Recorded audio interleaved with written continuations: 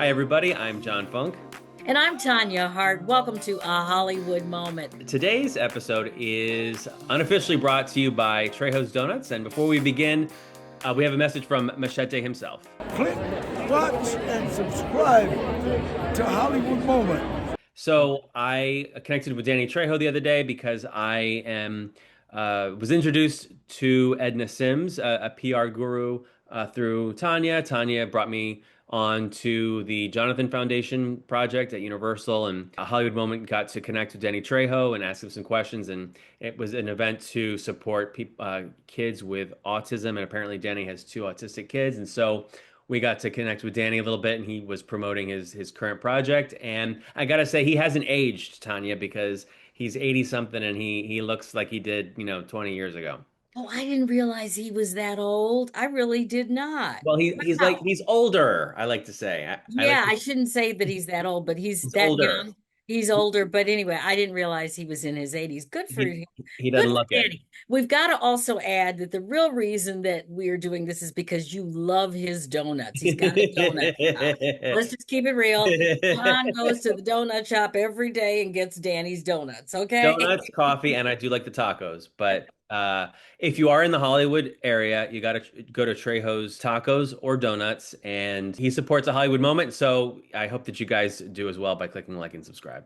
Absolutely. Well, we've got some stuff to talk about today. Really, the phenomenon called Michael, the movie. It has just really gone around the world and resonated in a way that I didn't expect because it was interesting. The critics really panned this movie before it came out. They said, "Oh, nobody's going to get any nominations from this." I don't know what movie they saw. Apparently, not the one that the rest of the world has seen and loves completely. It is now up to close to $1 billion in box office sales. So, I mean, what can you say? It's interesting that here we are very close to the anniversary of Michael's passing, which, believe it or not, was almost 17 years ago. But, the magic of the mystery, the global appeal of Michael is still going on. The numbers are staggering, and it's becoming one of the biggest music biopics ever. If you are in Hollywood and you want to see the house where Michael passed away, I know that's a little morbid, but it is in Beverly Hills. And so there are some tour buses that can take you by Michael's house. Michael's house is certainly a part of Los Angeles that you can see. And, he's a former Angelino who has a special place in many people's hearts. And, I don't think it's hard to see why this film has been resonating between the performances and its production value. It's certainly one of the most important films of the year, I would argue. It is, and probably because of the cast and crew, they of course had the advantage of having Jafar Jackson, who everyone now knows is Michael's nephew. I believe it's Jermaine's son, and the Hmm. resemblance, first of all, is just spot on.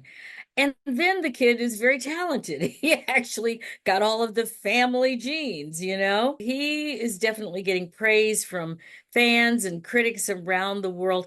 And of course, they had premieres. They had a big premiere in Berlin, and then they came to Los Angeles and had a big premiere in Los Angeles.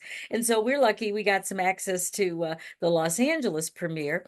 And we have a clip from Jafar. And here's what he had to say about playing his very famous uncle. Since day one, it's been a big responsibility because I knew that this story, you would need to really go through all the little details and pull it off in a way that will make the public and audiences want to get drawn into it. And with that, I wanted to go into it not leaving any stone unturned. So focusing on everything, all the little details, the little nuances with the performances, the off-camera things. So doing all of that. That's the way Michael would want you to see it. I think there's a strong chance that Jafar will get nominated for some sort of acting award come award season, just because of his performance and the character that he's portraying. It's no small task to pull something off, and he did it. Absolutely did it, but everybody in the cast did. Another standout performance comes from Colman Domingo, who portrays Joe Jackson, the father, and the guy who really put all of this together. Let's give him credit for that. His work has been singled out as one of the emotional anchors of the film, and Colman always brings his A-plus game. Well, he was also at the premiere. This is what he had to say about bringing such a complicated and influential figure to the screen. It was an incredible challenge and honor at the same time, because I knew I had the opportunity to give even more complexity and humanity to a character that I think that people don't look at with nuance. You know what I mean? Every human being has nuance to them. And I thought if they're casting me, I think I can find and tool all these other things that make up a human being. To examine Joe Jackson from his humble beginnings and roots in the South to being a father and working in the steel mill, and then finding that his children had talent and giving them a sense of purpose and rigor to make sure that they were the most incredible artists on the planet. That's one of the reasons why I think that the film works, is that it doesn't just celebrate music, but it celebrates Michael's, life and his career. You're so right, John. The performances feel layered. They give audiences a chance to see the human side, of this character and of this man. And also you get a great concert on top of it because the music is jamming. Of course, that can be attributed to Antoine Fuqua, who was the director. Yep. And he wanted to bring this film to life for a long time and finally got the opportunity. He earned the right to tell this story, and here's what he had to say at the premiere. When Graham King called me about directing it, I wasn't thinking about directing a Michael movie. I'm excited that he did, but yeah, it's important to me. I think Michael's legacy is important to keep alive. I think any great artist like that that's given us so much, we should try to learn a little bit more about it. And this is an opportunity to do that. And by the way, there is going to be a sequel. I believe they've already started shooting it, and why not? I mean, you're making this kind of money. It's the most money Lionsgate has ever made off of a biopic. So yeah, they're doing the sequel. And yes, for those who were so concerned about them not telling all the bad stuff about Michael, I think maybe some of that will be in the sequel. So you'll get your wish about that. But in the meantime, no matter how you look at it, this man was incredible.